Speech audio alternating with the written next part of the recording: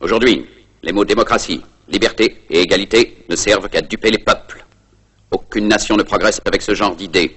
Elles arrêtent toute forme d'action. C'est pourquoi nous avons décidé de les abolir. À l'avenir, nous demandons à tous les citoyens de servir l'État avec l'obéissance la plus aveugle. Nous n'accepterons de refus de la part de personne. Vous devez prendre la parole. Je ne peux pas. Il faut. C'est notre dernier espoir. Espoir.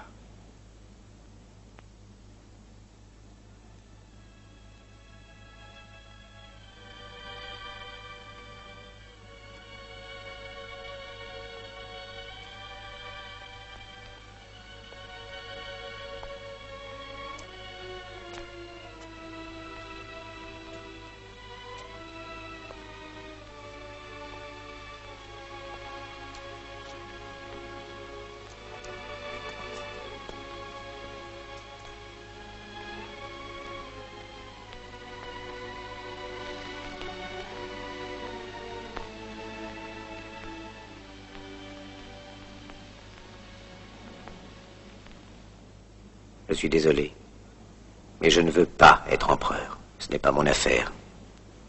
Je ne veux ni conquérir ni diriger personne. Je voudrais aider tout le monde dans la mesure du possible. Juifs, chrétiens, païens, blancs et noirs. Nous voudrions tous nous aider si nous le pouvions. Les êtres humains sont ainsi faits. Nous voulons donner le bonheur à notre prochain, pas lui donner le malheur. Nous ne voulons pas haïr ni humilier personne.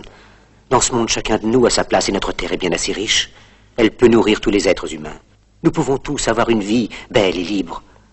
Mais nous l'avons oublié. L'envie a empoisonné l'esprit des hommes, a barricadé le monde avec la haine, nous a fait sombrer dans la misère et les effusions de sang.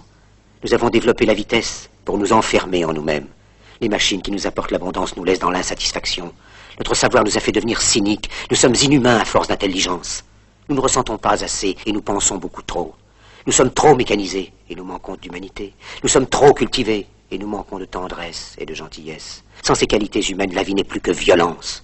Et tout est perdu.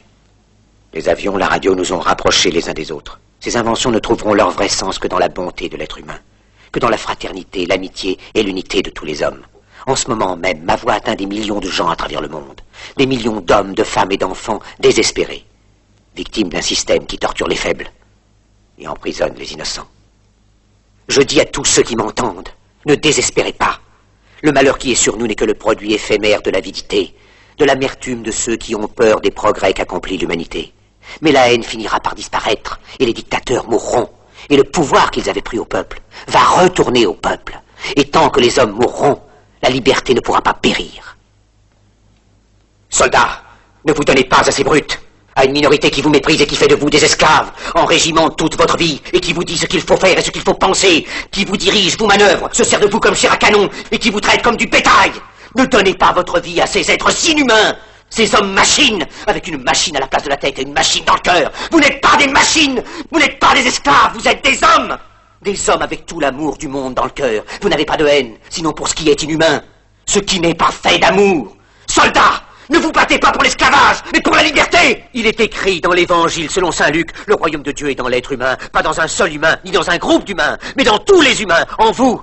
Vous, le peuple qui avez le pouvoir de créer les machines, le pouvoir de créer le bonheur. Vous, le peuple, en avez le pouvoir de rendre la vie belle et libre, le pouvoir de faire de cette vie une merveilleuse aventure. Alors au nom même de la démocratie, utilisons ce pouvoir. Il faut tous nous unir.